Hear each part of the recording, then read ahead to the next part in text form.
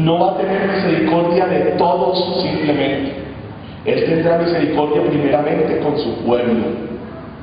Primeramente contigo que le amas, contigo que le conoces, tendrá misericordia. Y en ese mover tú tienes que entender también que como Él es tardo para la ira y grande en misericordia, Él va a tomarse un tiempo para obrar, pero lo va a hacer. ¿Me entendieron eso? Porque hay un montón de demonios que se levantan contra nuestra vida. Y yo oro a Dios para que en su misericordia Él se levante, los quebrante, los destruya y Colombia sea liberada. Porque es su misericordia la que nos va a levantar. Ahora, ¿qué significa la palabra misericordia? Es hacer algo bueno por alguien que no ha hecho ningún mérito para merecerlo. Nosotros lo que hemos hecho es pecar. Y Dios, sin embargo, nos ha tenido a nosotros misericordia.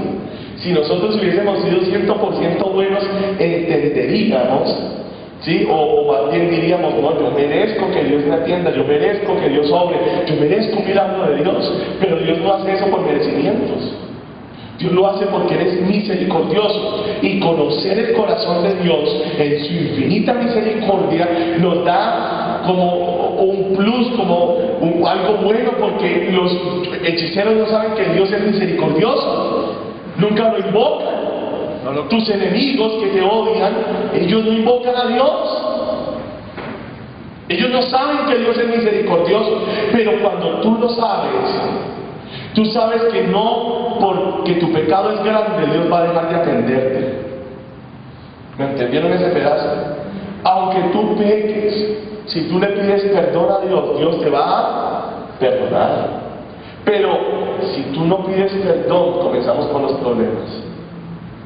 Porque aunque Él es tarde para la ira, tarde o temprano te encontrarás con la ira de Dios. ¿Por qué? Porque Él es misericordioso, y este es el tercer punto con el que se lo pide. Hay que pedirse. En Jueces, capítulo 2, versículo 18, dice que por causa, miren,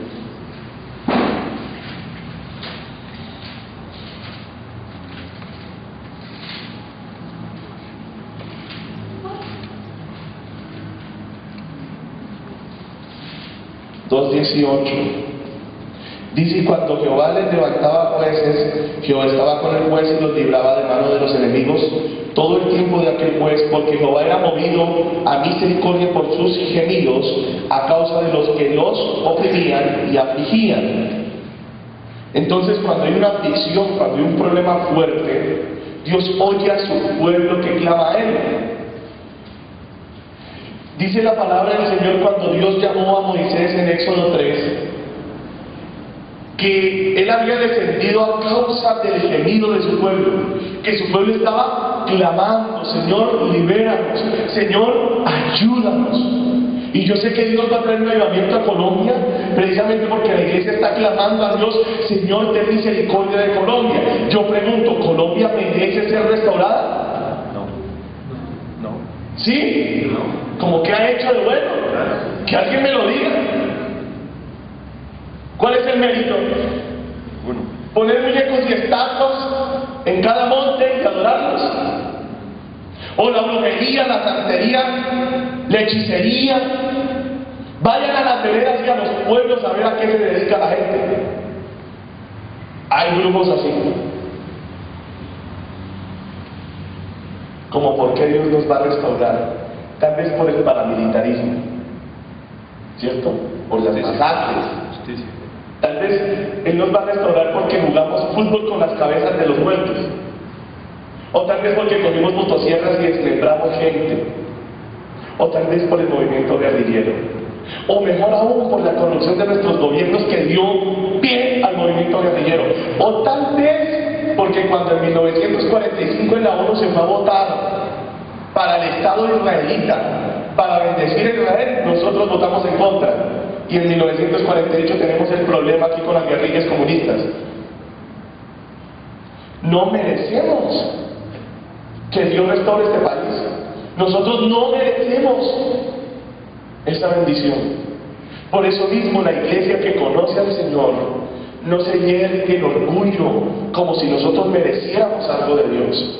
No, la iglesia se inclina la iglesia se doblega y dice: Señor, hemos pecado, no tenemos cómo levantar el rostro delante de ti. Uno de los síntomas de una verdadera conversión es la convicción del pecado. Pero la mayor muestra de un gran religioso que va directo al infierno es que piensa que no tiene pecado, o que sus pecados no son tan graves. Cuando usted quiera saber si hay un cristiano o un mentiroso, mire cómo se porta esa persona en cuanto al pecado. Si el pecado para él es suave, fácil, ligero, no tiene importancia, no batalla con el pecado, el Espíritu Santo no está en esa persona. Por lo tanto, esa persona no es de Cristo. Y si se muere, va a ir al infierno directamente, porque no es de Jesús. Amén. La misericordia de Dios es la salvación de los hombres. La misericordia de Dios es la salvación para tu familia. Porque tu familia ni tú han hecho nada bueno para merecer nada de Dios más que el infierno mismo. ¿O qué han hecho de bueno? Las misas, ¿sí? Las brujerías, las blasfemias, las groserías, las mentiras, la hipocresía que abunda. ¿Qué ha hecho de bueno? Tú o yo o mi familia o la tuya para merecer restauración de parte de Dios. ¿Qué ha hecho? Nada.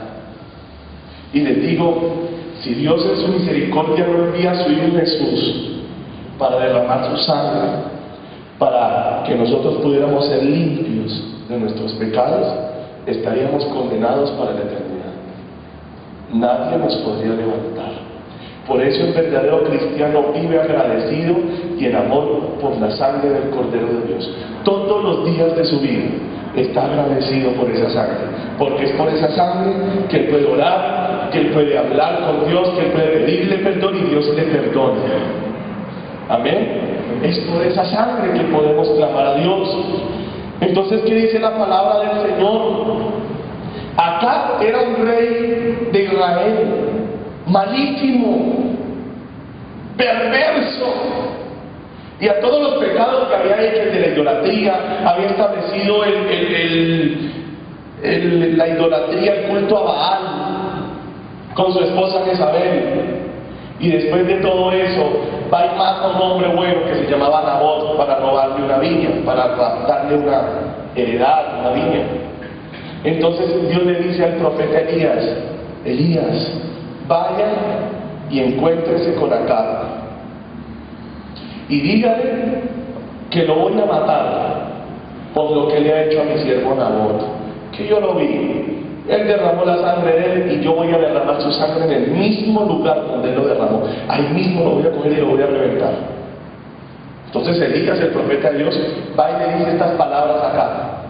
Acab era un rey, si ustedes leen la Biblia, de lo peor, de los peores de todos los peores reyes de Israel fue él. Pero cuando él recibió la palabra de Dios, el comportamiento de Acab fue extraordinario.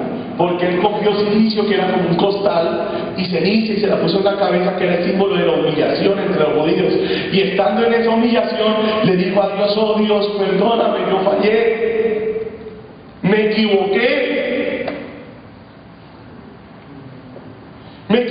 Dios.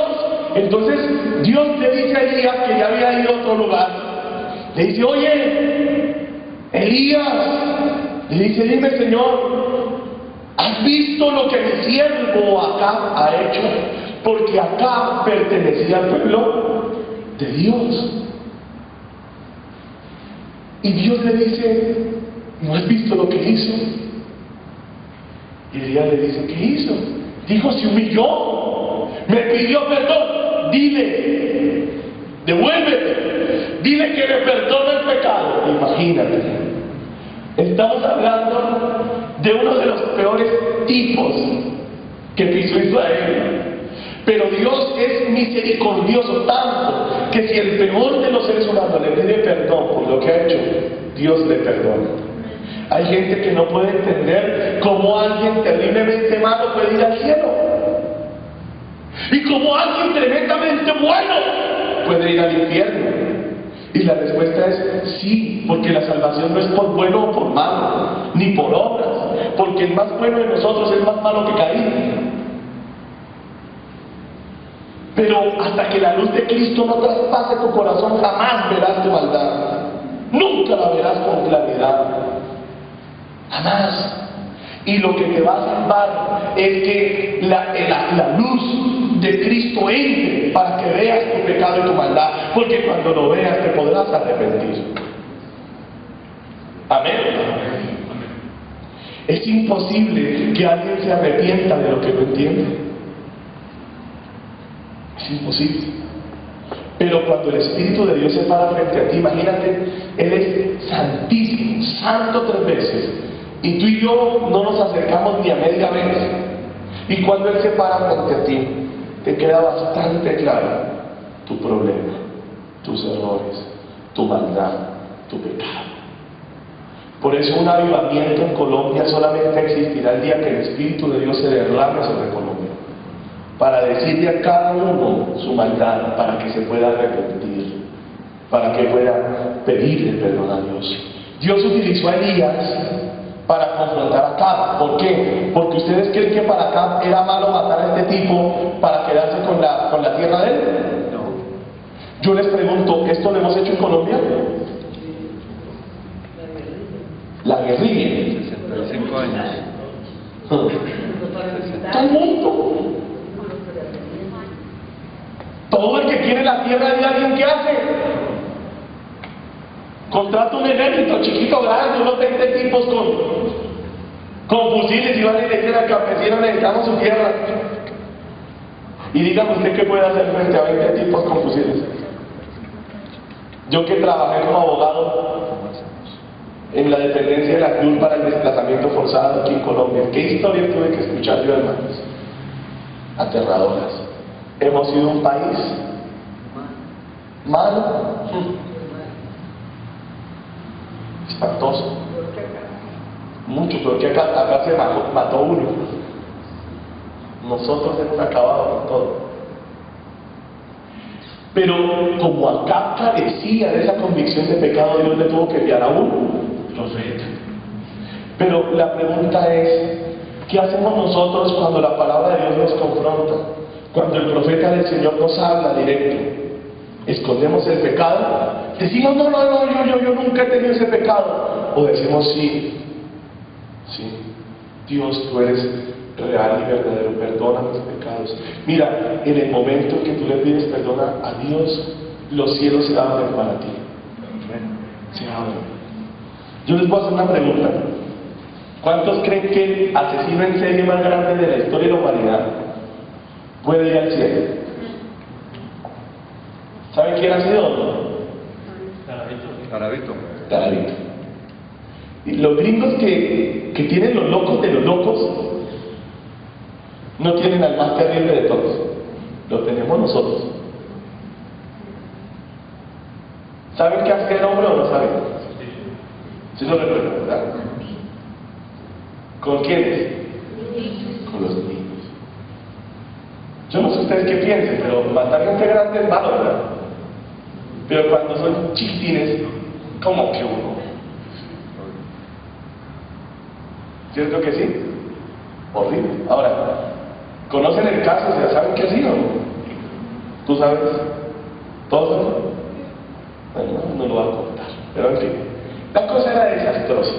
La cosa era tan desastrosa que una médico forense contaba en uno de los testimonios que cuando a él le llegó un cadáver de estos, ella se puso a llorar. Y mire, un médico forense es como los cadáveres que atienden, secos, viven en la morgue además, ¿no? Entonces, parecen uno de los muertos. Pero esa mujer dice, cuando vio el cadáver de ese niño, dice que se estremeció tanto que lloró. Entonces, yo les pregunto, en la justicia humana, nosotros aquí, ¿qué deberíamos hacer con él? sentencia de muerte. Hacerle lo mismo, matarlo. Entonces podría orar. Yo estoy hablando de la justicia, ¿no? Yo estoy hablando de la justicia humana, nosotros. Estoy hablando de la misericordia. La justicia es la retribución. La misericordia es no retribuir. ¿Me entendieron eso? Es como, por ejemplo, si este chiquitín se porta mal, ¿qué merece? Un castigo, ¿verdad? Lo lógico. Pero si en vez de un castigo yo digo, ¿sabes qué, papi? Te va a regalar un helado. Eso se llama misericordia. Me da pesar porque cuando me empieza a quitar la correa, le digo, no papi, no papi. Y entonces ya me da pesar y el chico se pone a llorar. Y yo digo, ¡ah! No llores, también. Así es Dios con nosotros. ¿Quién me entendió ese pedazo? ¿Y cuántos se alegran en esta noche por eso? Pues miren, a ver, voy a tratar de explicarles. Yo me alegro y me recontrate que te realegro de que Dios sea así, porque les digo, nosotros somos igual que los niños delante de Dios. Metemos la pata a toda hora. Pero ¿cuál es la diferencia, les pregunto yo, entre el impío que no conoce al Señor y tú que lo conoces? Que el impío peca y no le importa.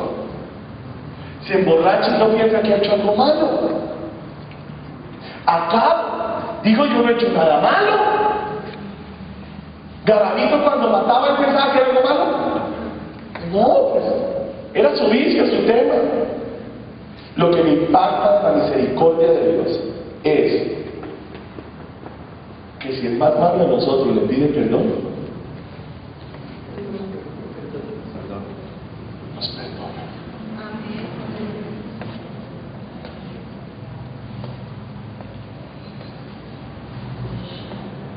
Y yo digo, ¿sería justo que Garavito fuera al cielo? Me gusta poner ese caso porque es que es un caso salvaje. Si ese tipo puede entrar al cielo, puede entrar cualquiera. ¿No les parece? ¿Será que Garavito podría ir al cielo? Claro, claro que sí. Por la misericordia de Dios. Y se arrepiente, ¿verdad? Sí, sí. Supuestamente ya se arrepintió y el pastor y la... Claro que bueno, sí, lo que tú dices es verdad, pero en este caso, recordemos que a él fueron también a predicar un tipo de secta, digamos, que se llaman los pentecostales unitarios, que no son una sana doctrina, ¿no? Ahora, yo les pregunto, ¿es justo que ese hombre abandone la cárcel? No. Humanamente no. Humanamente. A ver, y tenemos que entender esto. Tu relación con Dios no te exime de tus culpas delante de los hombres. A ver, les voy a explicar. Si, por ejemplo, yo me porté mal con la hermana y le metí 3 cachetadas, bajo un ejemplo que no lo voy a hacer nunca, digamos que la cara dice ¡ta! ¡pa! ¡pum! Al rato digo, hombre, pero qué animal, Dios mío, cómo me he portado como un animal, Dios. Y me pongo a llorar delante, ¡oh Dios, perdona! ¿Ustedes que dicen, Dios me perdona? Si es genuino el arrepentimiento, claro. Sí, claro. Admítanlo, Dios perdona. Y les digo, si Dios no perdona eso, no te va a perdonar tampoco a ti tu mentira. Es más, el mal pensamiento que tuviste con Julio Ramiro o con Julia Roberta, no te lo va a perdonar. Porque si no perdona al uno, tampoco perdona al otro. Porque es pecado contra Dios. Ahora, mi tema con Dios quedó arreglado, ¿verdad?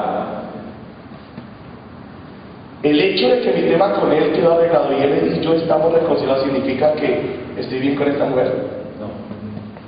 Ni con la querella que va a poner. No sé si me capten.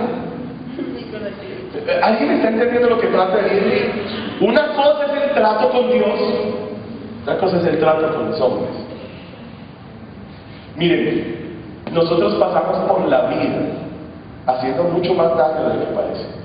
Mucho.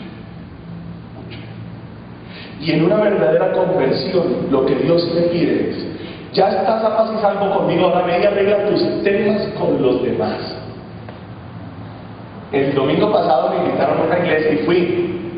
Y les contaba cómo yo me convertí.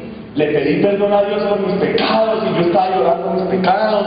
Y entonces venía a mi mente un pecado que había cometido, se los quiero contar. Resulta que este señor, en su época en que no era cristiano, le quitó plática a sus papás. Por ejemplo, me echaron de la universidad, me hice loco como que iba todos los días a la universidad y cogí la plata de él Semestre. y me la embolsillé. Algunos dirán, no puede ser, ese es nuestro pastor. Oh no, ¿qué hemos hecho? Miren, el que está parado delante de ustedes es otro hombre. El tipo ese se murió. Y no lo digo para que ustedes me crean. Pregúntenle al que me conoció antes. Y díganle, ¿le parece que Antonio se parece al de antes? Le va a decir, porque me lo dijeron. Me lo decían mujeres loquillas, ya ustedes entienden. Me decían, no lo puedo creer, ¿qué es esto? Yo decía, sí soy yo. Cambiado por la gracia de Dios, pero realmente. Pero ¿saben qué me decía el Espíritu Santo? Mijito, llegó la hora de ir y contarle a tus papás. Yo dije, No.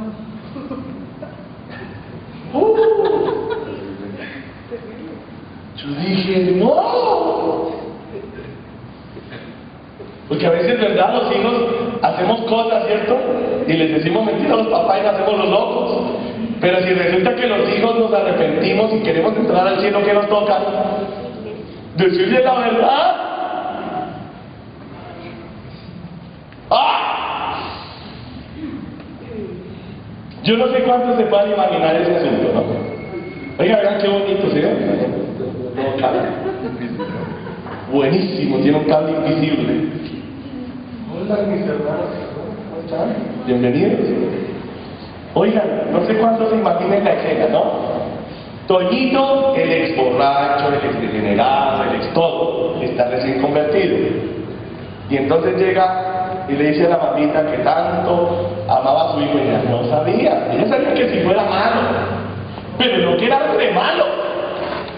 No sé cuántos me entiendan ese pedazo. Y entonces yo cojo a mi mamá y la siento. Y digo, mamita, siéntese. ¿Qué pasó, papito? Siéntese, por favor, siéntese. Papá, ¿qué pasó? Papá sí más fastidiado. ¿Qué pasó? No, papi, calma. Siéntate ahí, necesito contarles algo. Miren, yo les digo, yo no quería contar, yo no quería confesar mis pecados, porque además de eso muchos dicen, no, todo el que está en Cristo, nueva criatura es, las cosas viejas pasaron y todas son hechas nuevas. Pero es que, hermanos, eso no puede ser una frase, eso tiene que ser una realidad que vivamos. Yo les pregunto, ¿ustedes siguen siendo los mismos?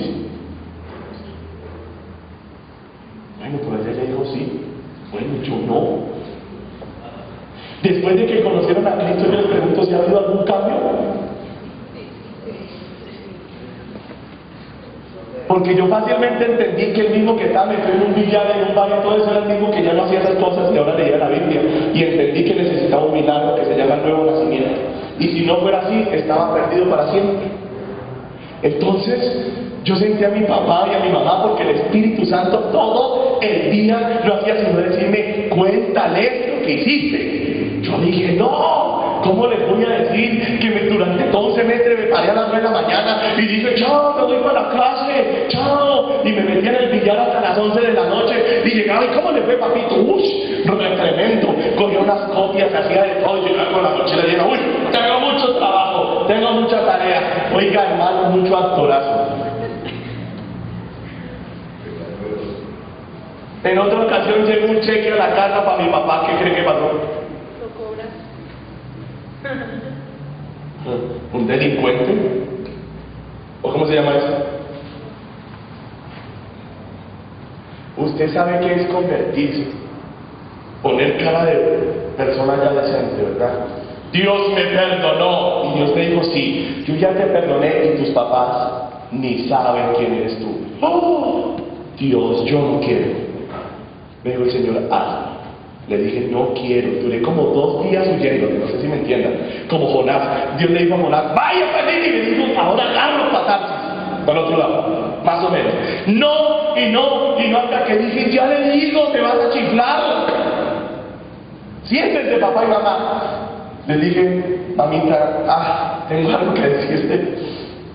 Imagínense, a mí me echaron de la universidad y en tal semestre, en tal año yo estudié y la plata que usted me dio para el semestre me la robé.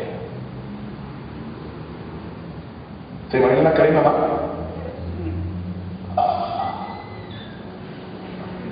Y mi papá decía, no, mira, mi mamá decía, pobre mamá. Dije, papá, siéntese usted. ¿Cómo así? Y conmigo qué pasó, le dije, papá, unas regalías.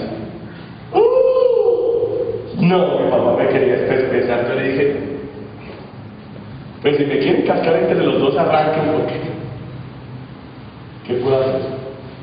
Lo hice, pero les digo, jamás en mi vida yo volveré a tocar un dinero de ustedes. Ni un solo peso, padre, ni un solo peso, mamá. Miren, Dios espera que si nosotros recibimos de su misericordia, también nosotros demos de su misericordia. Amén. Puede que Dios perdone a Gabadito, pero lo justo es que ese hombre termine sus días en la cárcel. Pregunte, ¿lo justo o no lo justo? Sí, claro. Claro. ¿Les parece justo humanamente hablando o no? Totalmente. Ahora, si su conversión es genuina, ¿él va a estar alegando para salir? No, porque él va a reconocer, hombre, él va a decir, yo he sido tan malo que no puedo explicar la maldad que yo he hecho. Déjenme aquí, lo merezco. Una verdadera conversión siempre va hacia atrás recogiendo los pasos del pasado y tratando